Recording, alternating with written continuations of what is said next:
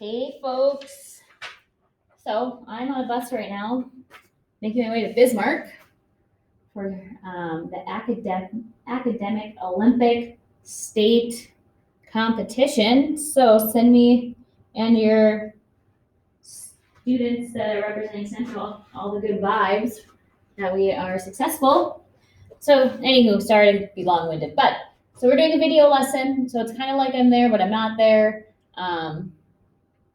First things first, be good for the sub. Don't cause any issues. My heart will be so sad if I come back to a bad report that you guys didn't behave yourselves, but I don't think that's going to be a problem.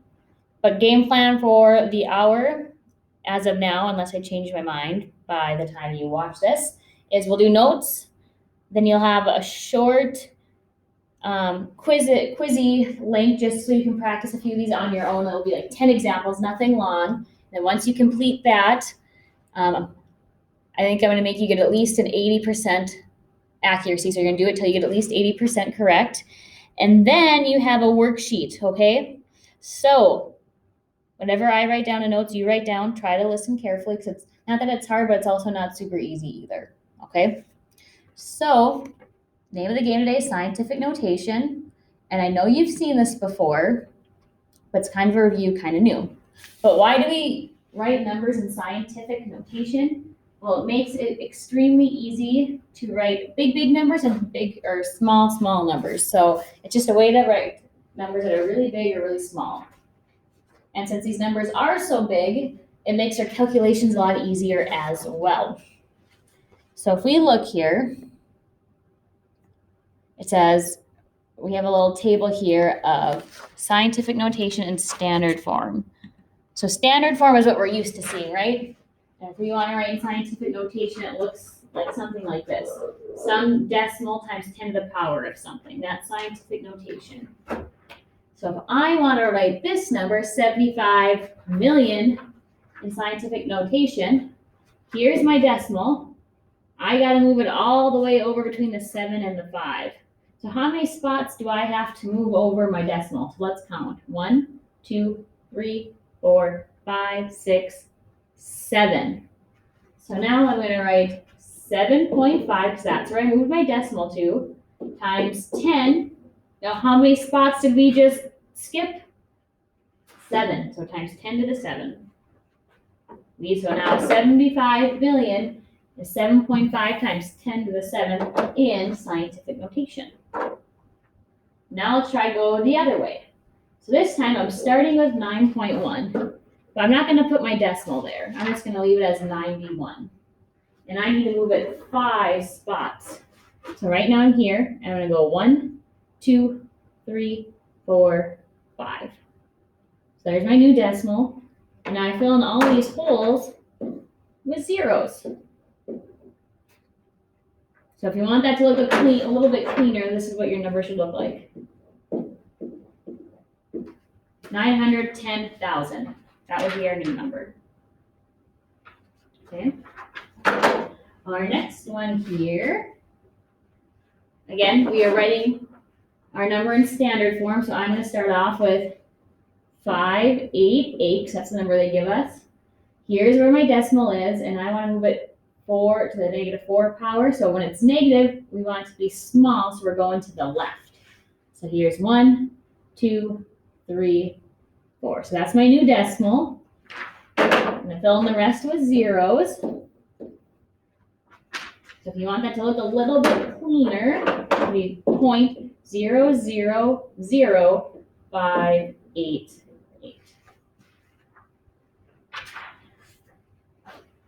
So if you have a negative exponent, it means it's a small number, whereas like a positive number makes it a big number. Okay, now let's try writing this small number in scientific notation. So I know I'm going to have 6.1, right? Because this is where I want my decimal to go. Now how many spots did I have to move it? 1, 2, 3, 4, 5, 6. So times 10 to the -6. And remember, it is negative because it is a small decimal. Okay, let's do another one like that. So we want our decimal to go here between the 8 and the 5. Now we have to figure out how many decimal spots we got to move it. 1, 2, 3. So times 10 to the negative 3.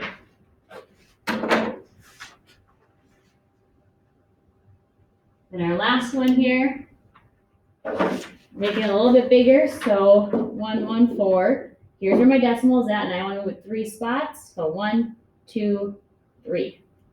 The decimal there. Or 0 there, excuse me.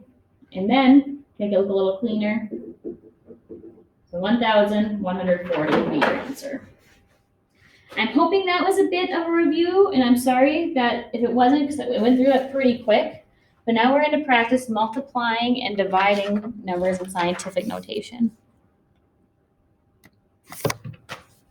So step 1, you're going to multiply or divide the numbers.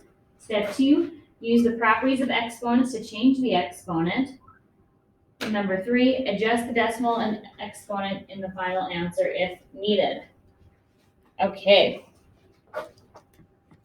So here we go. Our first one, 2.8 times 10 to the 7th times 1.9 times 10 to the 4th. Whoa. It's not that bad, I promise.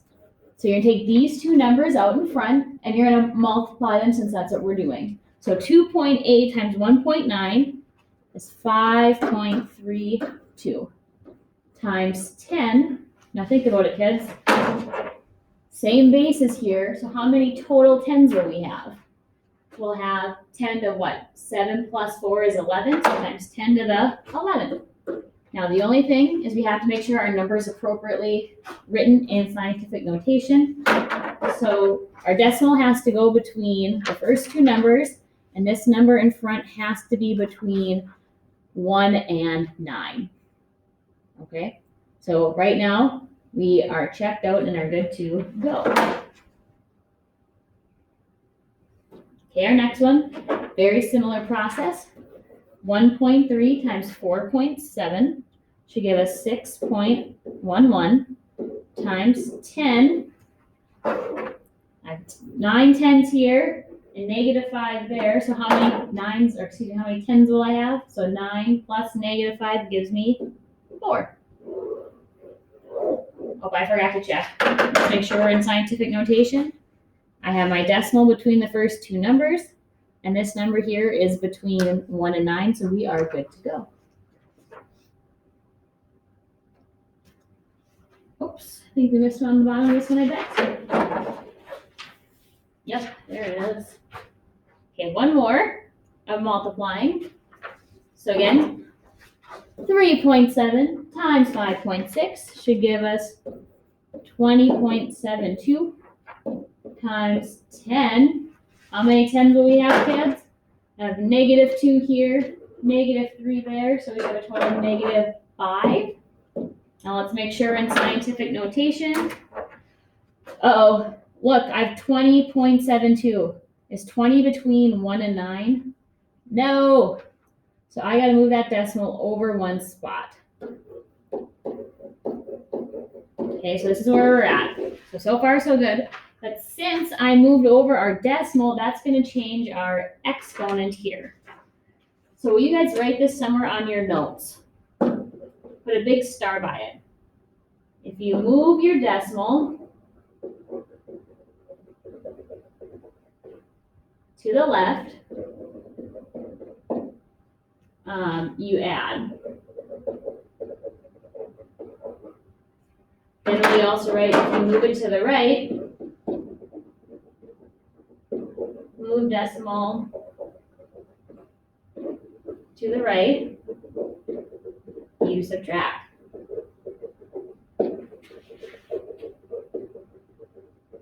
So we had to move our decimal one place to the left over here, so I need to subtract. I lied. We need to add, so we went to the left. So look, we moved it to the left, so we're going to add to our exponent. So since I moved it 1, I have to add 1. So negative 5 plus 1 would be negative 4. I know those are kind of confusing, but make sure you get these down, and it will help you. Your little cheat sheet, okay?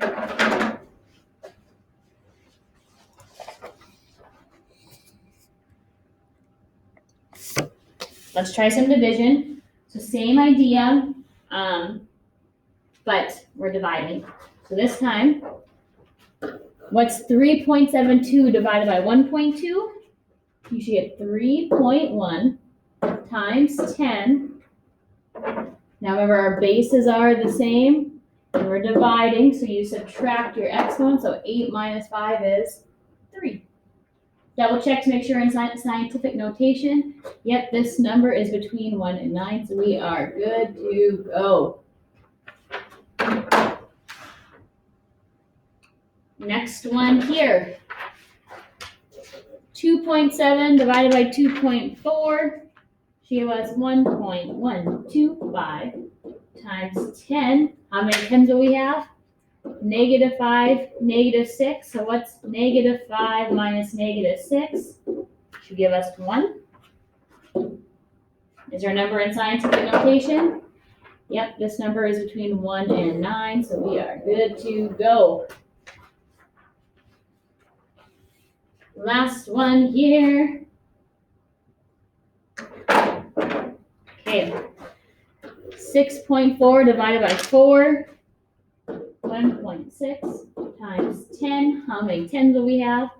Negative 4 minus 6 should give us negative 10. There we go. I guess let's double check. Our first number is between 1 and 9. So we are in good shape. Okay, let's try 2 applications and then we'll be done with our video notes. So it says an airplane traveled 5.7 times 10 to the second miles per hour for 1.4 times 10 to the first hours. How far did the plane travel? Yikes, right? It's kind of gross to read problems with scientific notation. But let's think of this. He is going this fast for this amount of time. And we got to figure out how far he traveled. So you got to ask yourself, are we going to multiply these two numbers or are we going to divide?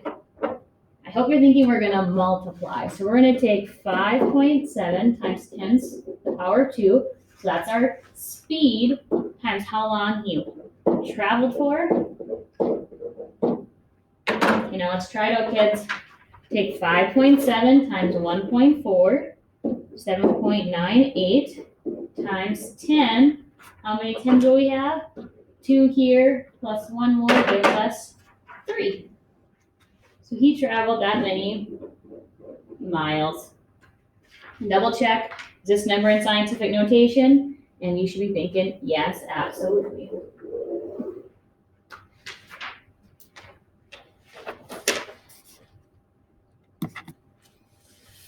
Okay, last one here. It says the distance from Earth to the Sun is 1.5 times 10 to the 8 miles.